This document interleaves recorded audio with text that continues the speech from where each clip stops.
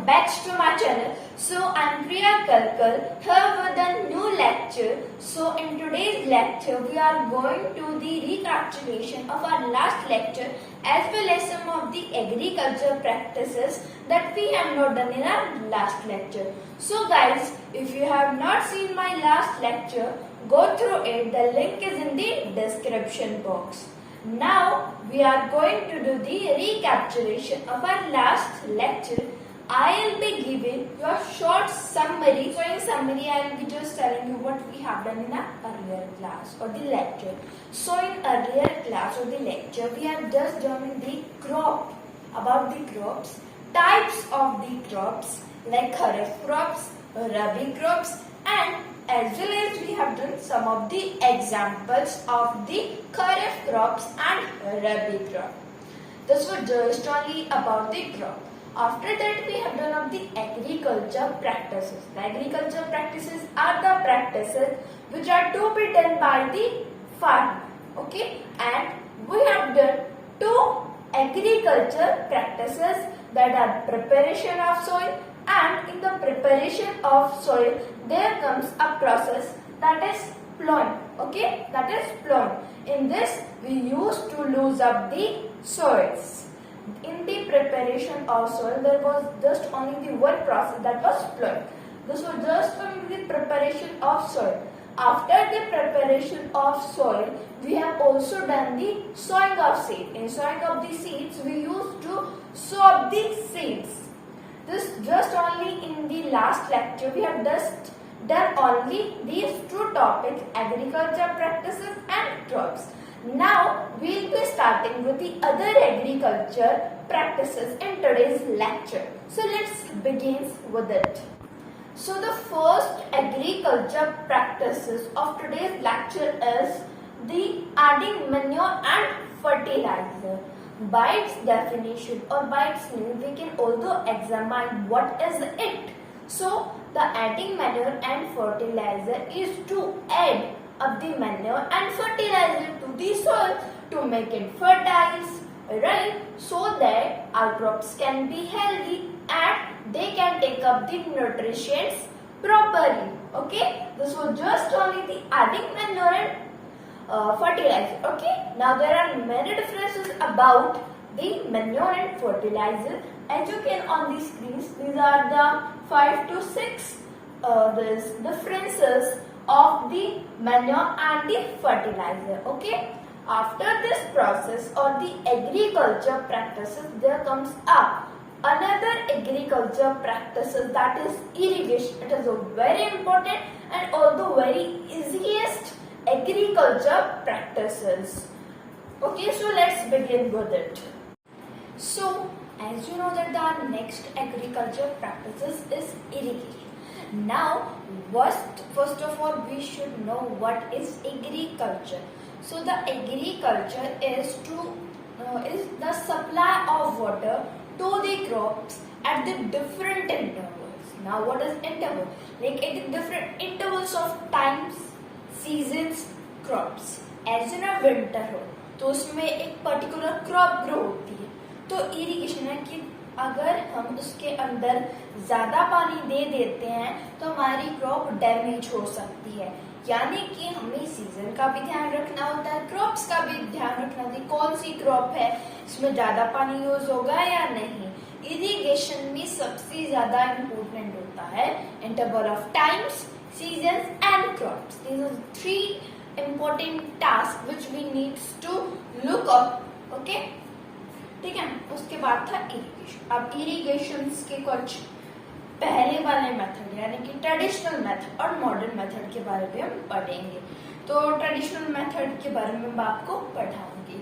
यानी अब हम नेक्स्ट एग्जाम्पल्स दे रखे हमारी एनसीईआरटी बुक में, तो हम उनके बारे में पढ़ेंगे कौन कौन से एग्जाम्पल्स है.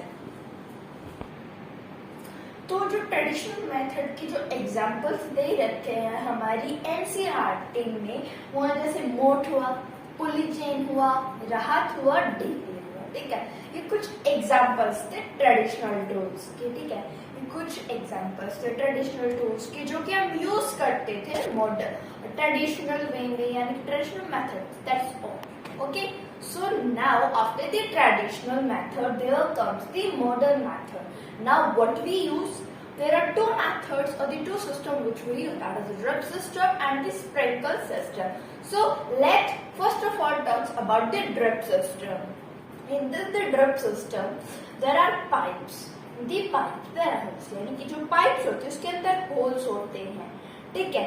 जब यानी कि कोई भी यानी कि पर्टिकुलर एरिया होता है जहाँ से पानी आता है पाइप्स के अंदर, जैसे लेक हुआ या फिर रिवर हुआ, जहाँ से भी पानी आता है वो पाइप्स के अंदर आता है और पाइप्स के अंदर होल्स होते हैं और फिर हम उनके अंदर पानी देते हैं। ये जो सिस्टम होता है ड्रिप सिस्टम, जैसे फ्रूट्स होते हैं गार्डन में, हम गार्डन में ज्यादातर ये ड्रिप सिस्टम है इरिगेशन का, वो हम यूज करते हैं watering the plant or just all the irrigations or just all the doing of the irrigations of the garden plants. Okay, now in this drip system we also use to save up the water.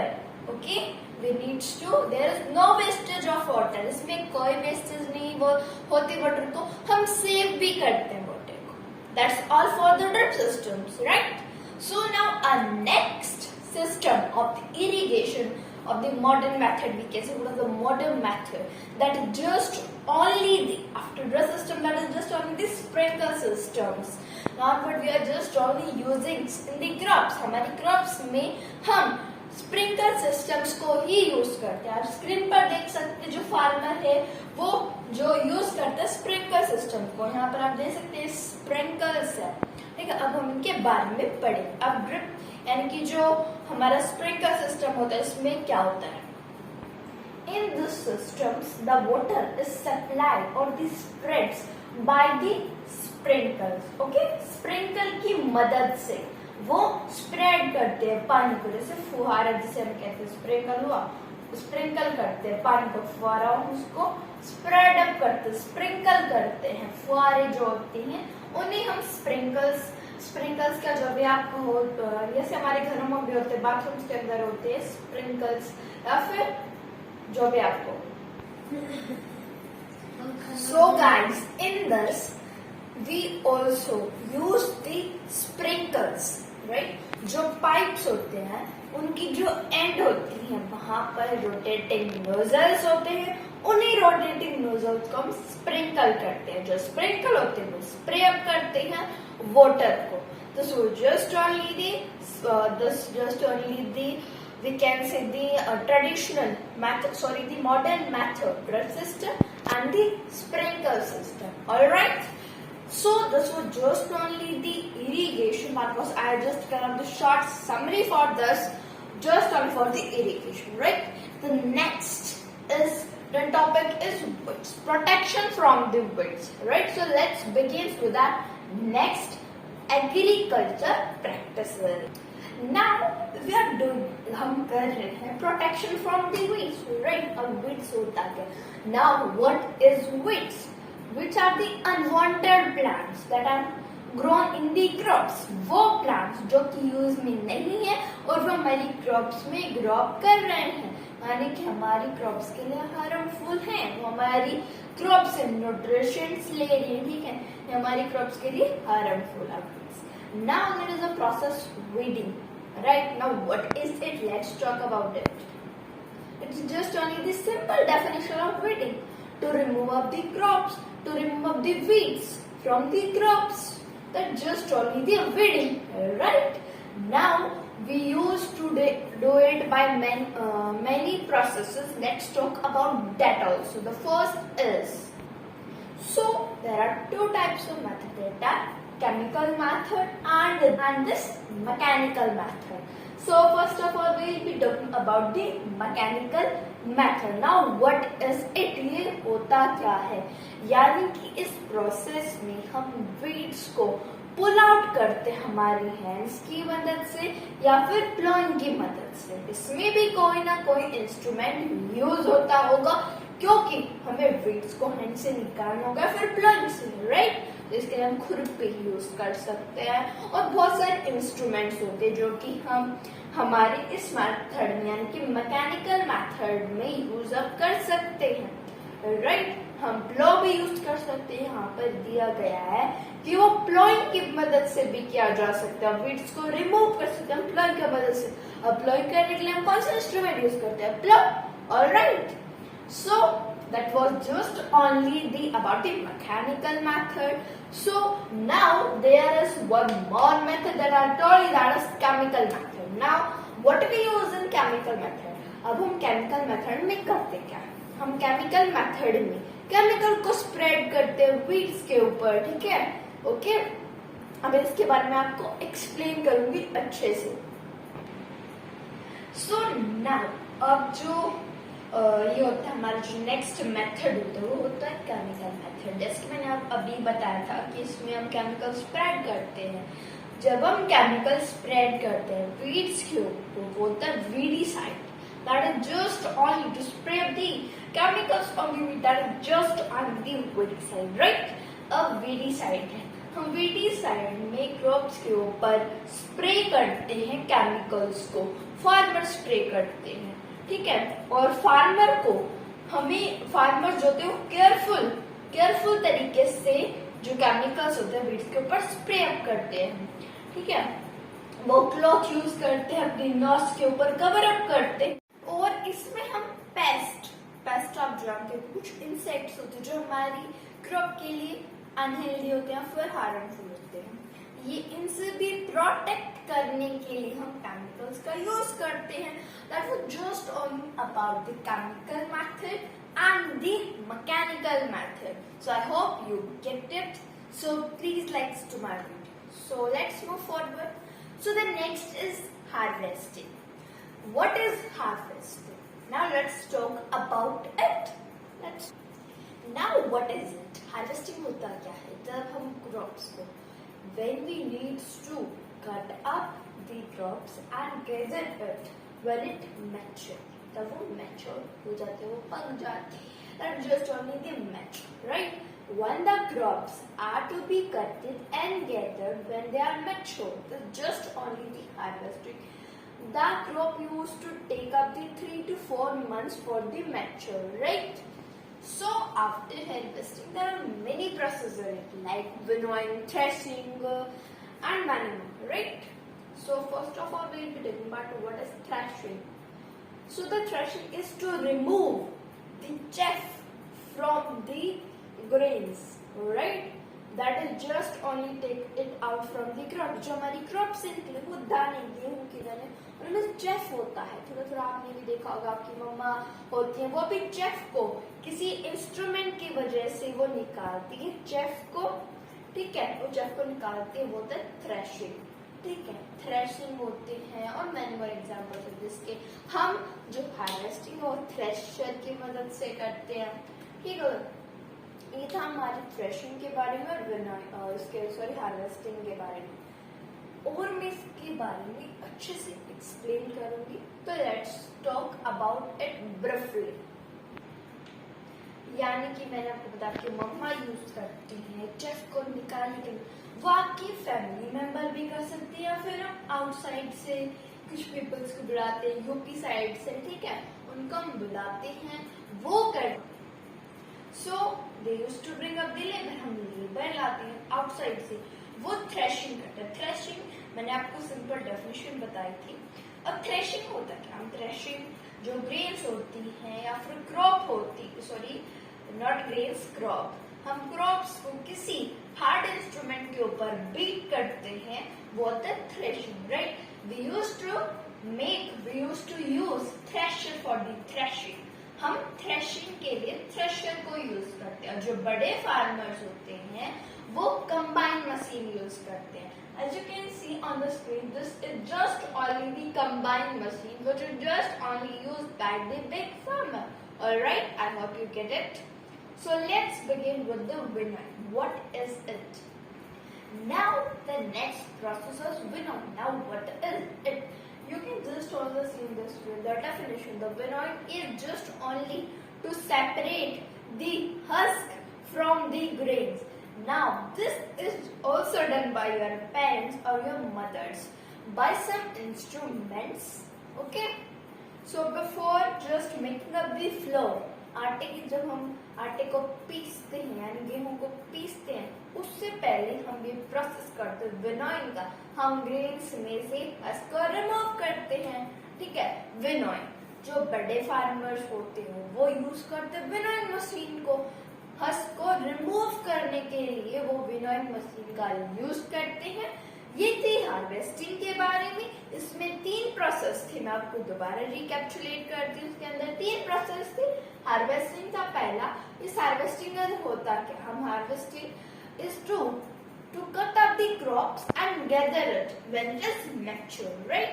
And crop कब mature होती है, तो यानी 3 से 4 महीने ले लें, 3 to 4 months, it is just sufficient for the maturation. यानी कि जो हार्वेस्टिंग होती है वो हमारे 3 से, यानी जो क्रॉप्स होते हैं वो मैच्योर टाइम लेते हैं 3 to 4 months, alright.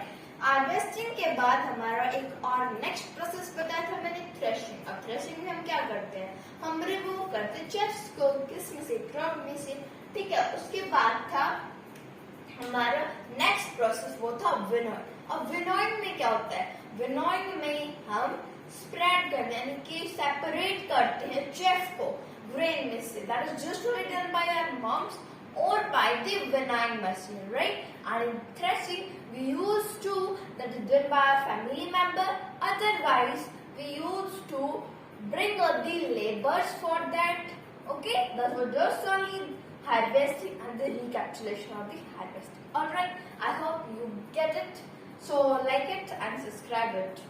So now after the harvesting, the next agriculture practices, which is very important because without it, it is very difficult to just, there is no useful of the growing of the crop. कोई useful नहीं होता अगर हमारी storage ही नहीं होगी। हमारा जो next topic है वो स्टोरेज ही है। तो स्टोरेज में क्या होता है, अगर स्टोरेज नहीं है हमारे गेहूं खराब हो सकते हैं, राइट।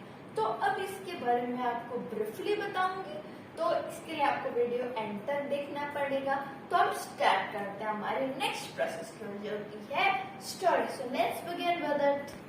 स्टोरेज, हम स्टोर करते हैं ग्रेन्स को। सिंपल, हम जो स्टोरेज में हम स्टोर करते हैं ग्रेन्स को, ये बहुत ही ज्यादा इम्पोर्टेंट है, वरना जो हमारी जो ग्रेन्स होते हैं वो खराब हो सकते हैं। इंडिया में 10% जो क्रॉप होती है, यानी जो ग्रेन्स होते हैं वो खराब हो जाते हैं अगर हम उनको स्टोर नहीं करते, ठीक है।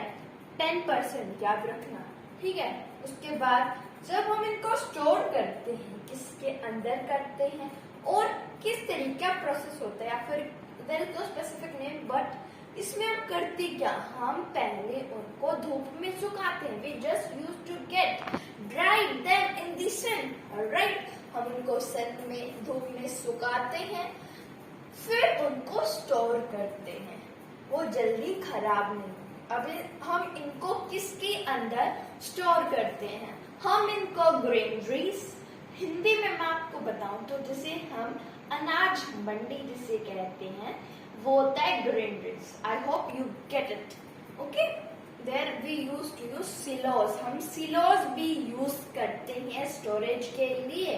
यहाँ पर मेनली जो बिग फार्मर होते हैं या फिर विलेजेस में लोकेटेड होते हैं, विलेज में पाए जाते हैं सिलोज, जिसके अंदर हम स्टोर करते हैं ग्रेन्स को, वो हमारे घर पर भी मिल सकते हैं। अब आप दिमाग लगाओ कि वो कहाँ मिल सकते हैं। So think about it, alright. That was just only about our chapter. So in tomorrow lecture we'll be doing up the NCERT exercise. So be ready for that. Alright. So guys, do not forget to subscribe to my channel and like to my video.